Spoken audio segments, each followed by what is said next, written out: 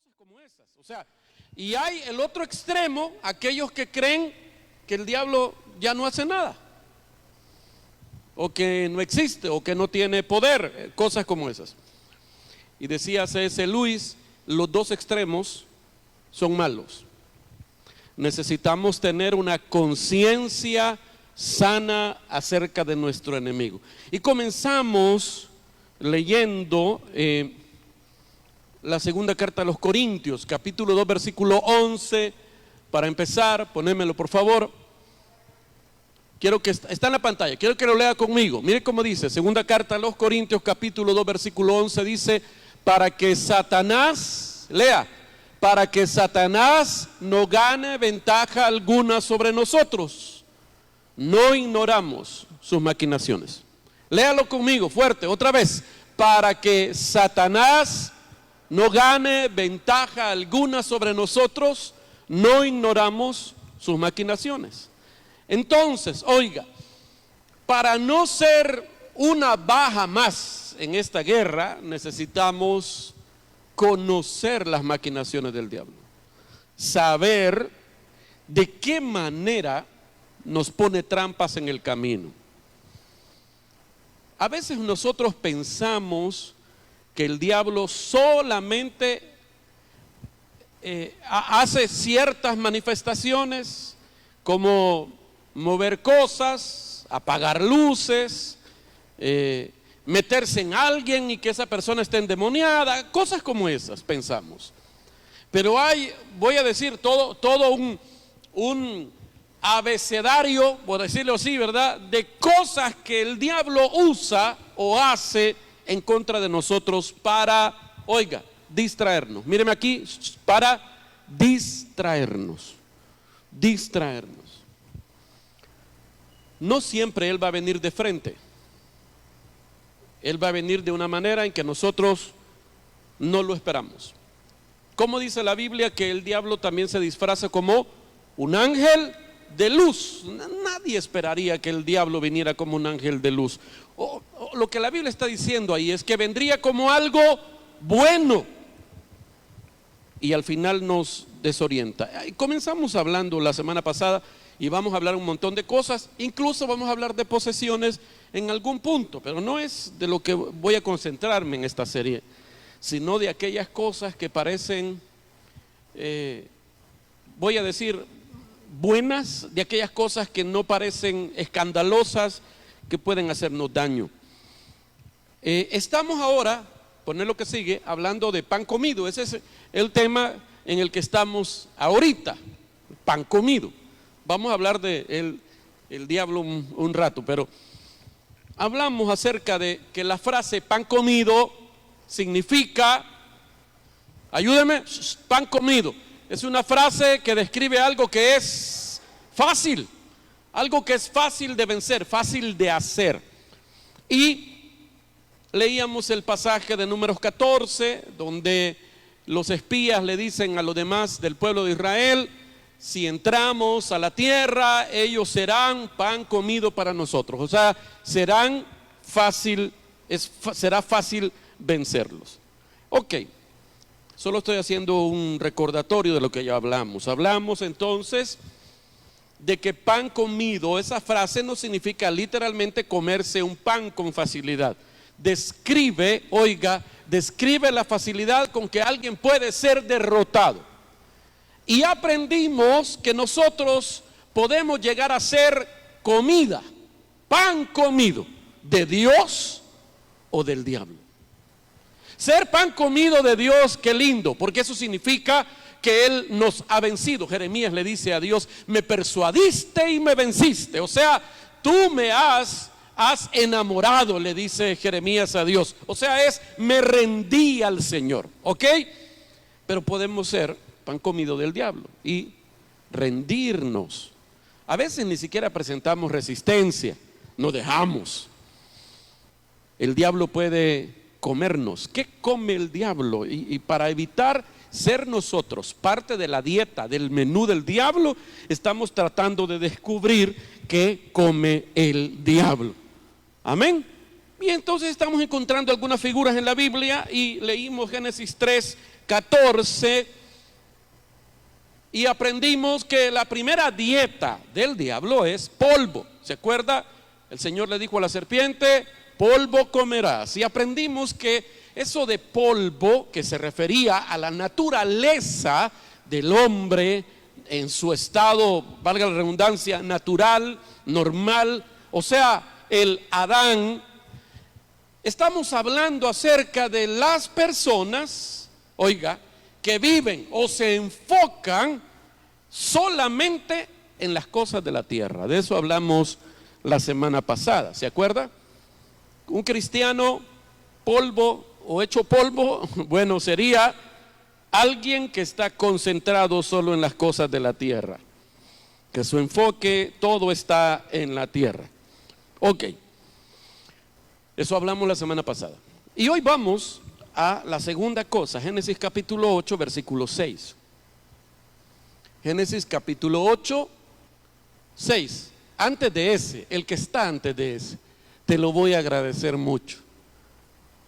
No, la diapositiva que está antes de esa. Gracias. Génesis capítulo 8, versículo 6 en adelante, está ahí en la pantalla, léalo conmigo.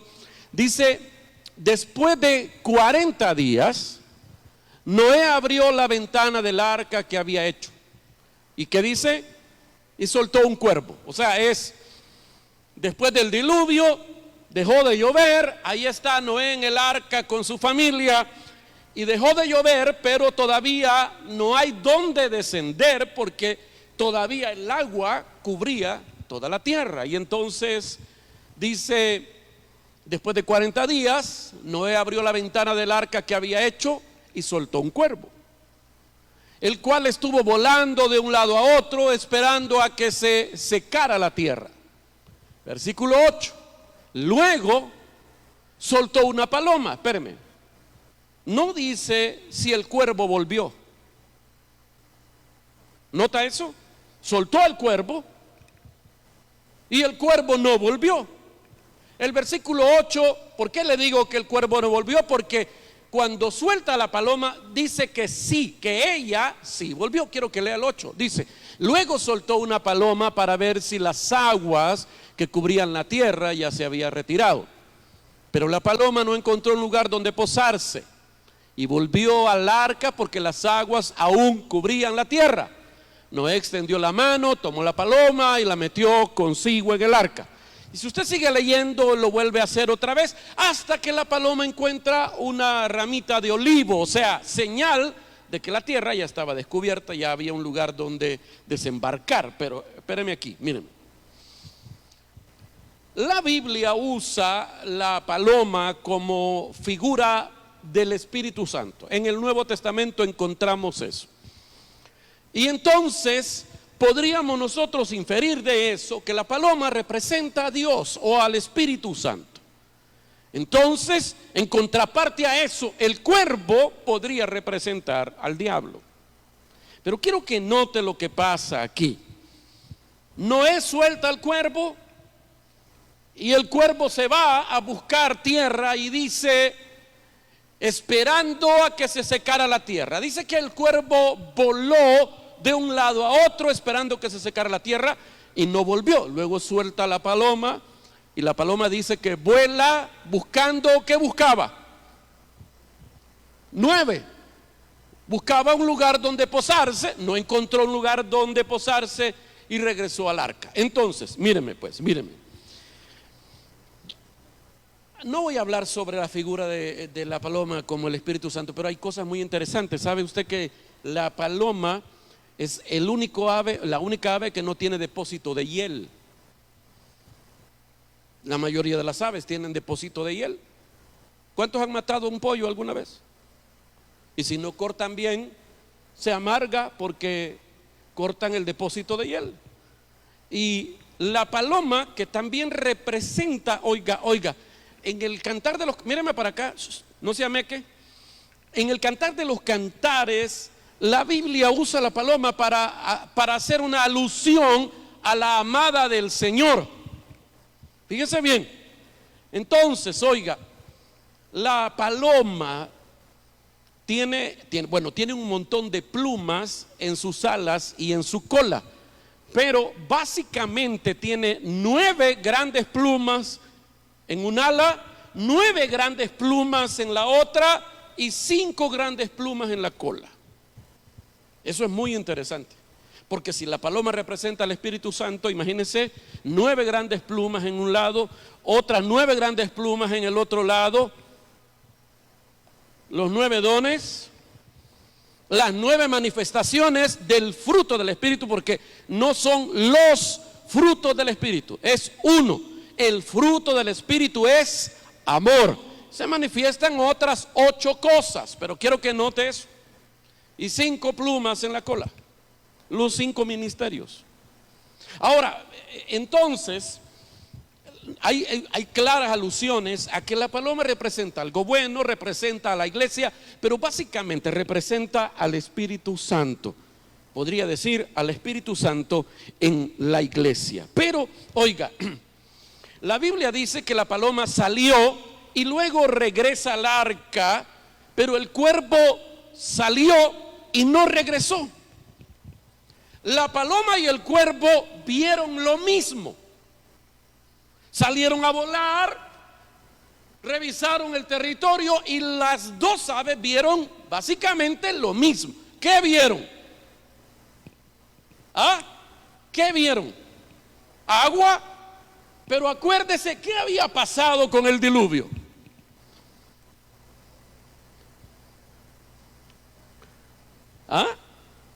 ¿Qué había pasado con qué hizo el diluvio? ¿Qué provocó el diluvio? Muerte de millones de personas.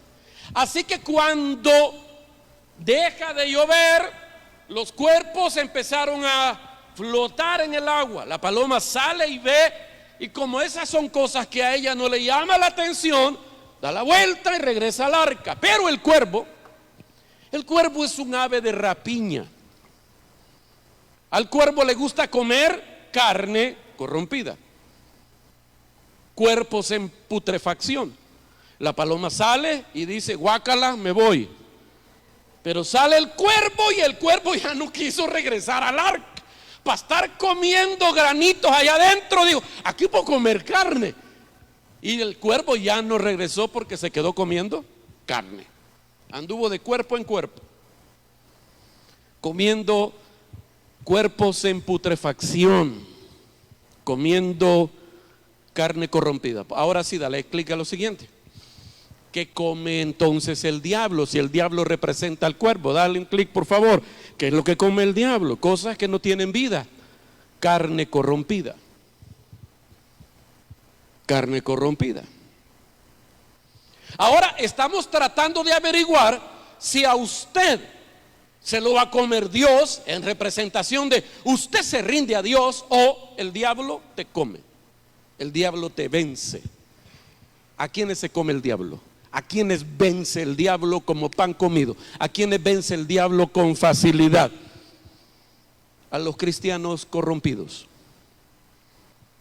Voltea a ver al de la par.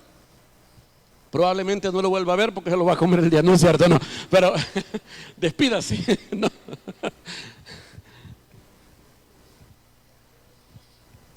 O sea, si nosotros, oiga, nos corrompemos en nuestra carnalidad, vamos a ser comida del diablo.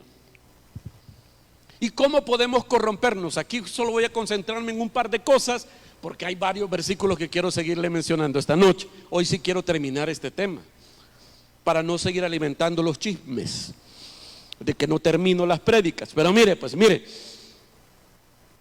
me voy a concentrar en 2 cosas. ¿Qué es eso de que un cristiano se corrompe? Ya hablamos la semana pasada sobre cristianos que se enfocan solo en las cosas de la tierra. Que no del todo está mal pensar en una carrera, en un negocio, pensar en ir al gimnasio, hacer dieta. No está malo pensar en las cosas de la tierra, no está malo, es bueno. Lo malo es enfocar nuestra vida en eso y pensar que tengo 2 vidas, la vida espiritual y la vida secular. Todavía hay gente que sigue, cristianos que siguen pensando esa bayuncada. Hay una vida secular y una vida espiritual. Esa es una bayuncada. Porque vos solo tenés una vida y toda tu vida es de Dios. O sea, tu vida secular, o sea, todo lo que implica la vida no religiosa o no espiritual, también es de Dios. Y es parte de tu vida, tu única vida. Toda tu vida es de Dios. O sea, yo voy a honrar. La gente que piensa así son aquellos que en algún momento dicen, no metamos a Dios en eso. ¿Cómo así? A Dios no lo metamos en eso. ¿Por qué no lo vamos a meter a Dios en eso? Si Dios es el dueño de toda nuestra vida, de todo nuestro ser. Entonces, eso fue la semana pasada. No vamos a hablar de los que no vinieron. Quiero que vea cómo es que un cristiano se corrompe. ¿Cómo podemos corrompernos? ¿Cómo nos echamos a perder? ¿Alguna vez usted ha estado comiendo bien galán unos frijolitos, verdad? Y después del segundo bocado ya siente usted algo acidito. O sea, ya se echaron a perder. Y algunos no se curan ni con, ¿qué se les echa a los? Bicarbonato. Café también. Mira, apunta eso, que eso no lo sabemos. Por así, bueno, no es cierto. Mire, pues. Espérame. Dios no come gente corrompida. El diablo sí. El cuervo sí. Le pregunto, ¿cómo se corrompe un cristiano? Quiero que lea conmigo 1 Corintios 15:33. ¿Cómo se corrompe un cristiano? 1 Corintios 15:33. Yo sé que usted lee la Biblia, ya lo había intuido, que ese era el versículo que íbamos a leer. ¿Vea que sí? Ok. 1 Corintios 15:33. Mire lo que dice. No se dejen engañar. Las malas compañías corrompen las buenas conciencias. Esta es la Biblia la Biblia aramea, la Peshita. Pero hay varias versiones que dicen esto con algunas leves diferencias, pero me llama la atención esta versión que usa conciencias. Las malas compañías corrompen las buenas conciencias. Hay otra versión que dice corrompen las buenas costumbres. Ok, mire pues, por eso usé esta versión, conciencia, costumbre. ¿Qué es lo que corrompe? ¿Cómo se corrompe un cristiano? Por las malas compañías. ¿Pero qué corrompen las malas compañías? La conciencia. ¿Y qué es la conciencia? Bueno, la conciencia, para explicarle de una manera simple, la conciencia podríamos llamarle a aquello, es como un juez interno que tenemos en nuestra alma, que nos dice lo que está bien y lo que está mal. La conciencia es como un termómetro, voy a decirlo así, moral. Es algo en tu interior que Dios puso para que tuviéramos una brújula moral que nos dijera, esto está bien, por aquí vas bien, o esto está mal, por aquí vas mal. Porque incluso la gente, voy a decir, que no cree en Dios, tienen dentro esa brújula moral. Ahora, la conciencia se puede formar o deformar. La conciencia se va formando cuando un niño está siendo educado en casa y se le enseñan valores. Le enseñan al niño esto está mal y esto está bien. Y a medida que el niño va creciendo, van fortaleciendo esos valores, van afirmando esos valores y su conciencia se va amoldando a hacer esa brújula moral que todos los seres humanos debemos tener. Saber lo que es bueno y lo que es malo. Tenemos, voy a decirlo así, un conocimiento general de lo bueno y lo malo. Pero también la Biblia dice que hay un punto en el que algunas personas le llaman malo a lo bueno y bueno a lo malo. ¿Qué pasó con ellos? ¿Qué pasó con su conciencia? El asunto es que la conciencia, como le dije, se forma o se deforma dependiendo del conocimiento que acumulemos en nuestra mente. Por ejemplo, míreme. Si usted pasa mucho tiempo con personas que le dicen eso no es malo, esto tampoco, usted al principio va a decir, eso es malo, me lo enseñaron. No, igual toda la mara aquí en este país sabe que eso es malo. pero te lo viven diciendo, te lo demuestran, te lo muestran, te lo modelan, y vos empezás a decir, bueno, sí, quizá no sea tan malo. Probablemente no sea malo. Y te lo siguen diciendo y te lo venden y te lo meten por todas las redes sociales y los medios de comunicación. Y entonces al final terminamos diciendo, pues la verdad es que ser homosexual no es malo, vea, y el aborto tampoco, y cada quien vea, o sea, la verdad es que, y así vas, y seguimos oyendo y metiendo esa información en la mente hasta que llegas al punto de decir, es más, no es que quién sabe, no, la verdad es que es bueno, porque debemos ser inclusivos. Es más, debemos mostrar amor. Mire, amor. Hay que mostrar amor. Y parte del amor es la aceptación. Así que, bueno, no solamente tenemos que dejar que la gente viva a su manera, no, tenemos que felicitarlos, porque tuvieron el valor de hacer lo que están haciendo. Y así es como la conciencia comienza a corromperse. Oiga, la conciencia es a través de la cual Dios con su Espíritu Santo comienza a decirnos a nosotros, esto es bueno, esto es malo. Si yo tengo la conciencia corrupta, voy a tener un choque en mi interior cuando Dios me diga, eso no es bueno, y yo acostumbrado al mal en mi vida y ya argumentando. Por eso es que la Biblia dice que debemos traer todo pensamiento y todo argumento, dice, lo debemos traer cautivo hacia el Señor Jesucristo. ¿Por qué? Porque he andado tanto tiempo como el cuervo navegando entre cuerpos corruptos que me encanta eso. Y le alego a Dios. Y le alego a la Biblia y me enojo porque dicen lo contrario a lo que toda la mara está diciendo. ¿Y cómo es que llegó mi mente a cargarse con todos esos pensamientos? Malas compañías. De hecho, hay otra versión que dice las malas conversaciones.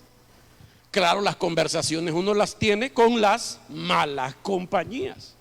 Y corrompen las buenas costumbres, pero las costumbres solo son una manifestación externa de tu conciencia. Entonces, cuando nosotros no entendemos bien, míreme, el por qué debemos ser selectivos con la gente con la que tenemos amistades íntimas. Cuando no entendemos el por qué, somos vulnerables a que nos corrompan. Hay cristianos que todavía no han fortalecido su conciencia. La conciencia se fortalece, no voy a entrar en eso, la Biblia enseña cómo. Primero, el bautismo en agua, o sea, el bautismo en agua era una representación física de haber creído en el Señor Jesucristo. Quiere decir que la regeneración de la conciencia comienza cuando uno cree en el Señor, pero luego es a través del conocimiento de la palabra de Dios que la conciencia va diciendo, ve, eso es malo, no sabía, está en la Biblia, pues sí es malo. Y entonces la conciencia comienza a tomar la forma correcta. Ahora, espérenme. Pero la conciencia, que ya le dije, es como un juez interno.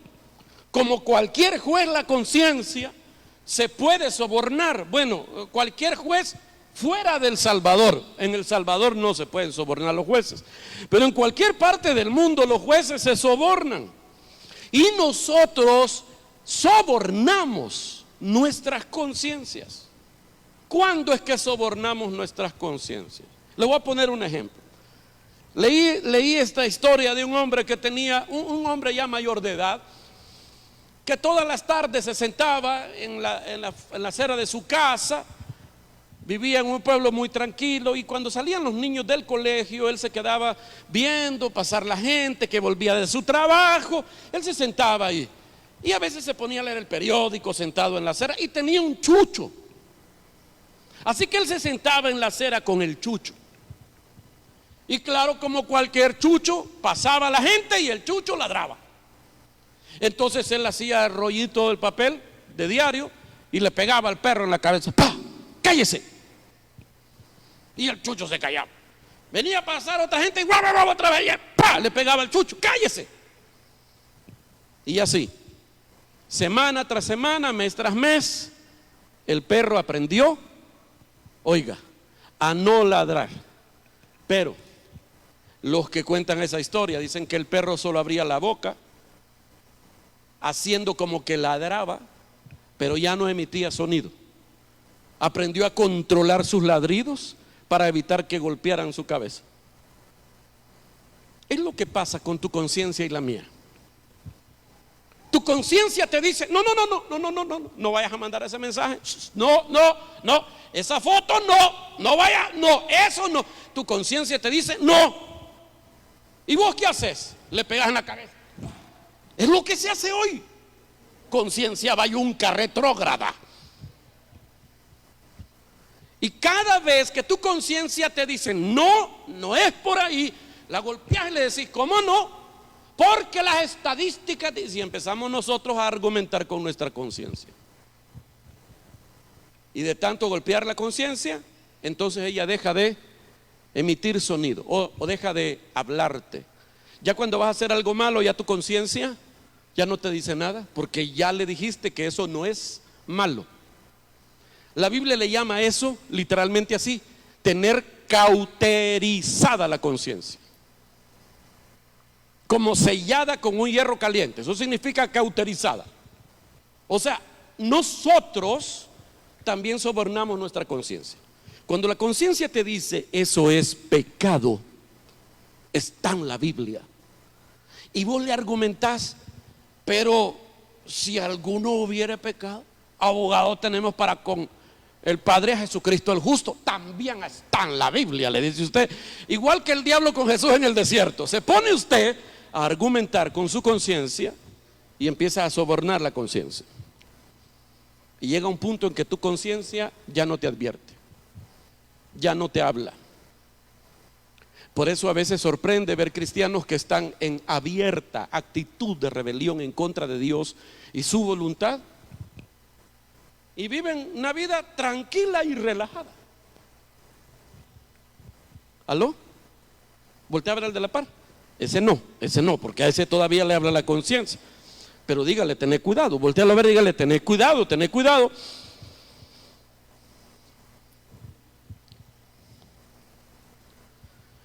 Cuando nosotros dejamos, oiga, cuando nosotros dejamos que el mal argumente en nuestro corazón en contra de la voluntad de Dios, comenzamos a tratar de callar nuestra conciencia. ¿Alguno de ustedes ha pecado alguna vez? No levanten la mano. Y cuando ha pecado, rápidamente usted siente culpa. Quiero ver. Sí, es que si no siente culpa, mejor ni hablemos, porque usted ya no tiene conciencia. Pero, o sea, si usted peca, inmediatamente después de pecar siente culpa y luego siente vergüenza, y eso viene con dolor. Tu conciencia todavía funciona. Ahora, ¿qué haces después de eso? Va a determinar si vas a seguir dándole forma correcta a tu conciencia o vas a empezar a sobornar tu conciencia. Si empezás a racionalizar tu mala conducta, si empezás a justificar tu mala conducta o a continuar a pesar de lo que la conciencia te diga, continúas una y otra vez en la práctica del pecado, la conciencia se calla. ¿Aló? ¿Sabe? Juan dice que cuando nosotros pecamos, y dice, y tu corazón te reprende, dice, mayor que tu corazón es Dios.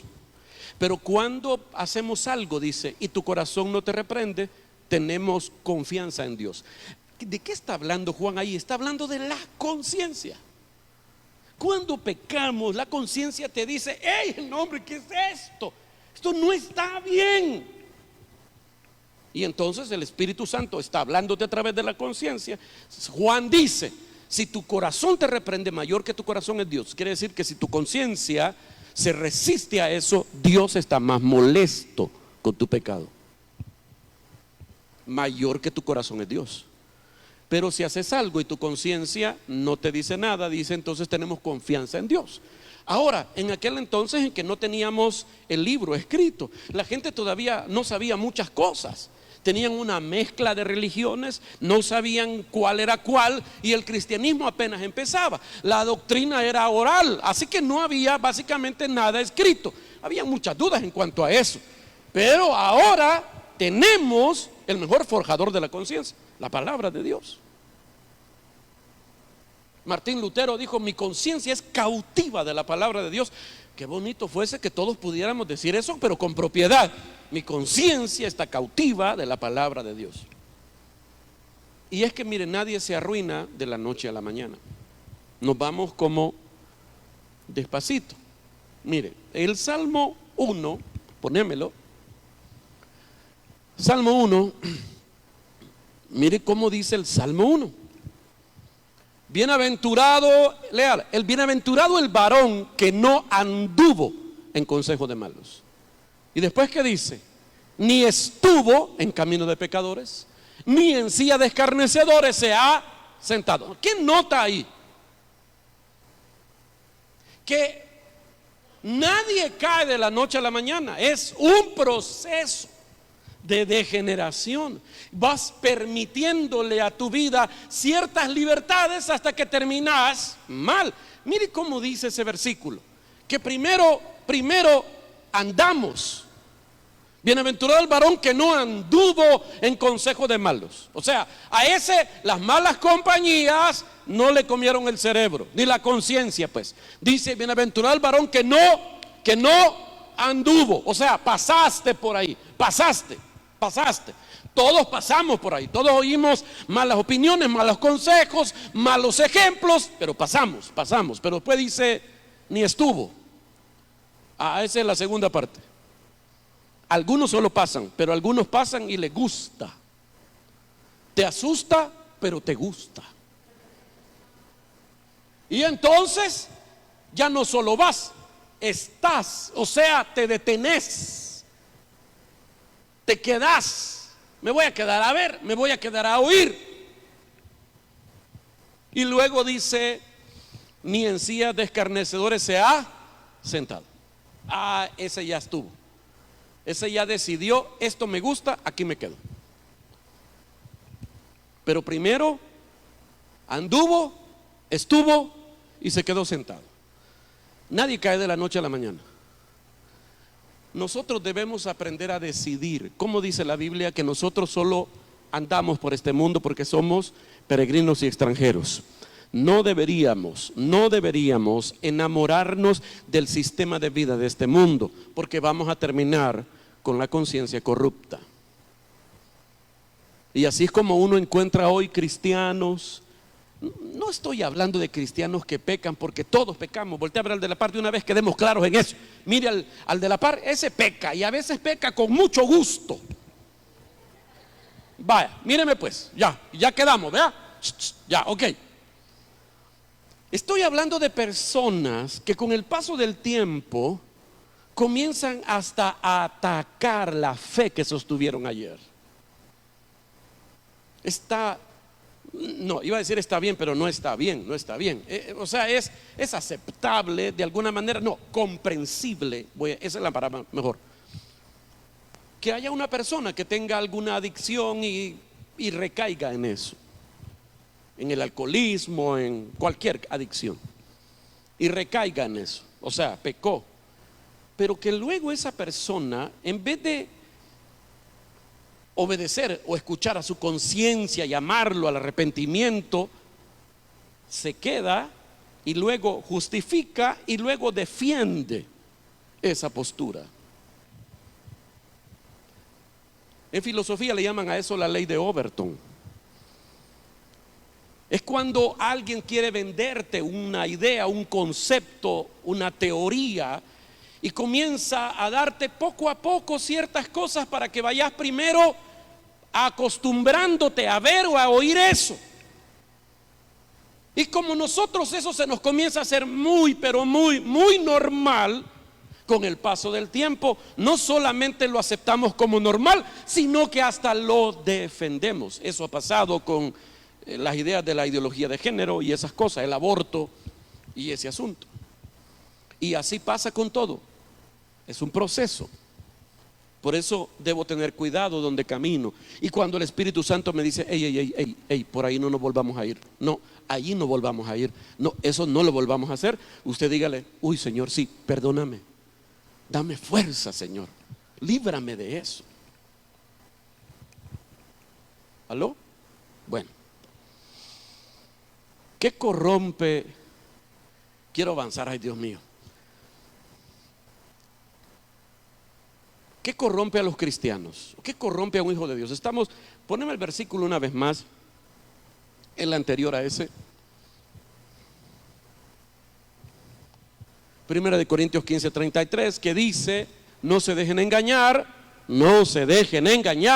las malas compañías o las malas conversaciones corrompen las buenas conciencias. Ok. Lo que está diciendo ahí que debemos tener cuidado es con los amigos y las conversaciones que tenemos con los amigos, con la gente cercana a nosotros. Ya he hablado de esto y hemos hablado acerca de los 3 niveles de la amistad. ¿Se recuerda de eso? No vamos a entrar en ese asunto hoy. Pero debo de filtrar todas las conversaciones y todos los consejos que la gente me pueda dar a través de lo que Dios dice en su palabra. Míreme, no hay otra manera. La única norma de fe y la única norma de conducta de un hijo de Dios es la Biblia.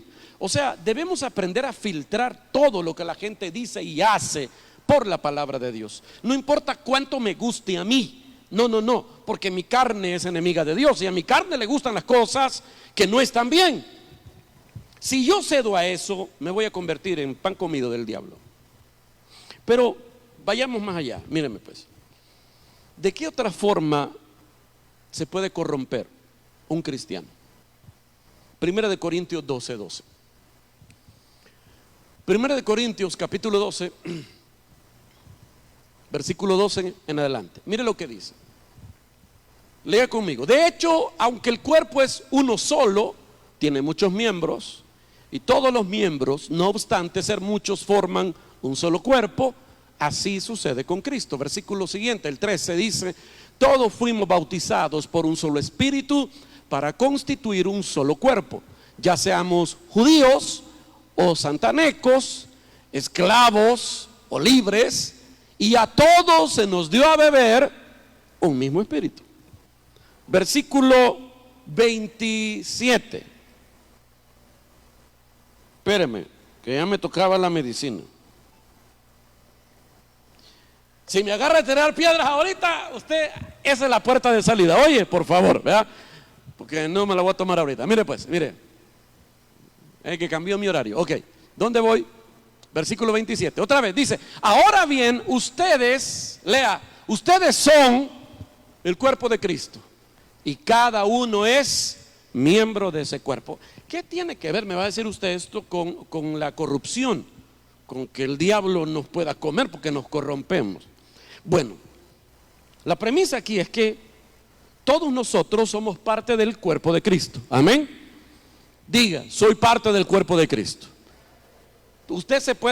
Quizá usted se pueda sentir los ojos del cuerpo de Cristo porque le gusta andar de meque viendo lo que no debe, pero puede que no. Cualquier parte, la verdad no sabemos cuál parte. Dice la Biblia, míreme, dice la Biblia que nosotros quisiéramos o anhelamos ser las partes del cuerpo honrosas, pero todos somos algo. La uña del dedo chiquito del pie izquierdo. ¿Ha visto cómo es esa uña? ¿Ah? ¿Ha visto cómo es? Casi ni es. Bueno, no sé qué parte del cuerpo sea usted, pero ¿qué dice? Míreme, el versículo o el pasaje dice que todos nosotros somos miembros del cuerpo de Cristo. Amén. Amén. Ok, vaya. Suponga que este es el cuerpo de Cristo. Sí, muy feo pues, pero para el ejemplo, suponga, este es el cuerpo de Cristo. Ok. Y si esta mano, que es usted, un día dice: no me gusta este cuerpo, para estar en este cuerpo mejor sola. Y entonces se separa del cuerpo. Le pregunto, ¿qué va a pasar con la mano? ¿Qué va a pasar con el cuerpo? ¿Quién sobrevive y quién muere? El cuerpo sobrevive, la mano muere. Pero antes de morir, la mano se va a corromper. La mano va a entrar en un proceso de descomposición, de corrupción de la carne, hasta que se pudra y con el tiempo va a ser polvo. Míreme aquí, ¿entiende eso? ¿De qué otra manera? Usted pensó que hablar de corrupción iba a hablar de guaro y de andar. No, eso ya lo entiende usted. Pero mire esto, mire esto.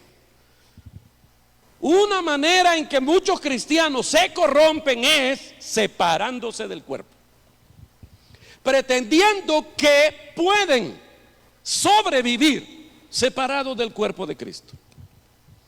Cuando a una persona ya no le dan deseo de participar de la vida de la iglesia, debería preocuparse.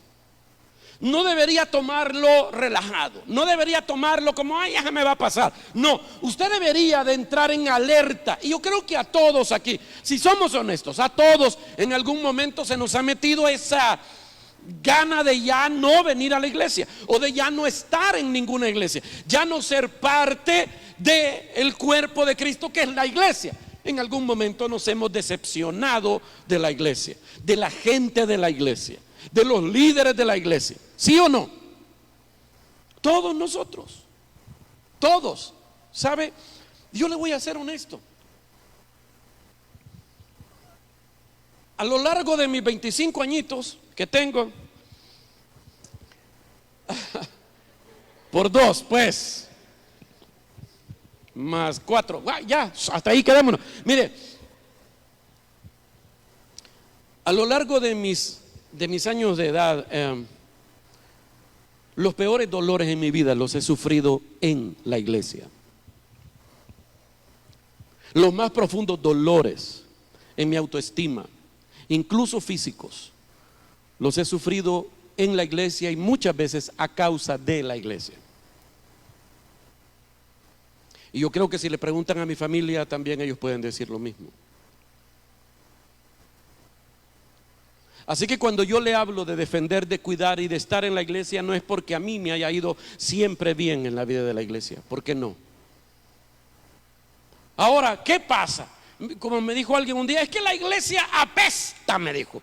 La iglesia le da asco a Cristo. Le dije yo, tu abuela no ha leído la Biblia, le dije yo. O sea, sí hay miembros del cuerpo que necesitan ser limpiados y algunos de ellos necesitan ser intervenidos quirúrgicamente, pero el Señor ama su iglesia. Él ama la iglesia.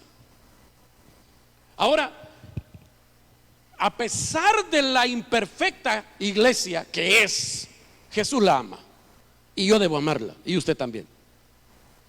Entonces, una de las trampas, mire, una de las trampas más, esto no es ni primera vez que se lo digo, no sé cuántas veces se lo he dicho, pero una de las trampas más peligrosas y difíciles de liberarse de ellas, en las que la mayoría de cristianos cae, es la trampa de la ofensa.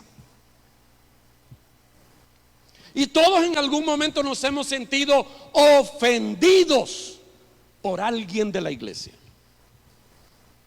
Y en ese momento, míreme para acá, en ese momento el ofendido se siente con el derecho a despotricar en contra de la iglesia, con el derecho incluso de abrazar el resentimiento y decir, a ese no lo puedo perdonar yo. ¿Cómo va a perdonar eso yo? No, eso, ni perdón de Dios tiene eso. Y nos aferramos a la ofensa. Y la ofensa es productiva. La ofensa es como esos chiribiscos que salen en el patio de su casa. ¿Ha visto usted esas plantitas? ¿Quién las siembra? Dígame. Las primeras lluvias, el montón de monte ahí. ¿Y quién sembró eso? Lo mismo pasa con la ofensa. Puede ser una cosa pequeñita, pero si nosotros no nos liberamos de eso de la manera correcta. ¿Cuál es la manera correcta de liberarse de la ofensa? Perdonando. Si yo me aferro a la ofensa, míreme, eso va a dar fruto rápido. Los frutos que da la ofensa es resentimiento y rebelión. Rebelión a los propósitos de Dios. Usted se va a encontrar, y quizá usted era uno de esos, no lo sé, pero usted se va a encontrar con cientos, no, miles, no, millones de cristianos que le van a decir: no, yo iba a la iglesia. Si yo iba a la iglesia, y luego prepárese para el bombazo. Pero ya no fui usted. Viera lo que me hicieron. Oh, ahí está, mire. Y el chiribisquero empieza a salirle de la boca a esa persona, porque está resentida. ¿Sabe que la Biblia dice en la carta a los Hebreos que el resentimiento te puede privar de alcanzar la gracia de Dios? Eso le pasó a Esaú. Esaú no perdonó a su hermano porque lo engañó. Ahora, yo no estoy defendiendo al diablo. Si Jacob era el diablo en ese entonces. No, no era Israel, era Jacob todavía. Ese era un gran vivián. Se aprovechó de la ingenuidad de su hermano y se lo bajó. Pero dice que él estaba amargado. Hoy encuentra un montón de cristianos que están en una etapa de su vida, que saben de Biblia, conocen canciones. Estaba viendo un video de un hermano, primero Dios, que sí, que hace videos de música cristiana de los 80 y 90, bonito, y hace comentarios y hace un recuento de lo que pasó cuando hicieron esa canción X. Pero él no va a la iglesia, pero habla belleza de la música 80 y 90. Dice: no puedo hablar de más porque yo ya no estoy en la iglesia desde los años 90. Y hablamos de personas que se divorciaron de la vida de la iglesia. ¿Por qué? Porque estaban resentidos. Y esa es una trampa fabulosa, porque uno se siente con el derecho de sentirse mordido por siglos. Uno se siente con el derecho de andar trompudo por la eternidad. El asunto es que esa gente se corrompe y se los come el diablo. Mire lo que dice Proverbios 18:1. Dice: el que se aparta, lea eso, el que se aparta busca su propio deseo y su destrucción también busca. Hay otra versión que dice: el que se aparta se levanta contra todo consejo, dice. O sea, cuando una persona está muy resentida y decide apartarse, no quiere oír consejos. Pero esa persona, ¿qué busca? Su propia destrucción. Míreme. ¿Quién es el que se echa a perder? ¿El cuerpo o el miembro que se separa? El miembro que se separa. Así que usted y yo debemos entender eso muy bien. Así que cuando un cristiano, oiga, entiende o él siente que puede vivir la vida de fe sin congregarse y sin servir, ese o está así de caer en esa corrupción. Como le dije, hoy encuentra uno a un montón de gente que sabe, que conoce, que vivió, que tuvo experiencias, te cuentan de milagros, te cuentan de cosas que vivieron, te enseñan de fotos predicando. Pero ¿y ahora? No, ahora no, ya no. ¿Cómo llegaron a ese punto? Andar, estar, sentarse, poco a poco, y dejaron convencerse. Yo puedo vivir sin la iglesia, yo puedo amar a Dios sin estar en la iglesia, yo puedo vivir para Dios sin servir en la iglesia. Y esa es mentira, esa es una mentira. Por eso es que Hebreos 10:25, que usted lo sabe de memoria, ponémelo. Siguiente, hijo, Hebreos 10:25, que dice: No dejemos de congregarnos como acostumbran hacerlo algunos. No dejemos de congregarnos como acostumbran hacerlo algunos. Ya son las 8. Ayúdame, por favor. ¿Sabe qué es lo que me llama la atención de este pasaje? Míreme aquí, míreme aquí. Que en el griego, el Nuevo Testamento se escribió en griego, dice, si la traducción fuese literal, si fuera una transliteración, ahí diría: no abandonemos nuestra propia congregación. El griego da a entender que la congregación que no debemos abandonar, dice, es nuestra propia congregación. ¿Qué quiere decir? Podríamos explicarlo de muchas maneras, pero si estamos hablando en el contexto del que estamos platicando hoy, es que hay personas que creen que pueden mantenerse firmes en la fe sin tener una congregación en particular a la cual pertenecer. No, yo oigo prédicas. No, yo voy a la iglesia. ¿A cuál? Ahí donde me agarre la noche. Ahí me meto y ya. Ahí oigo palabra, ahí oran por mí y todo.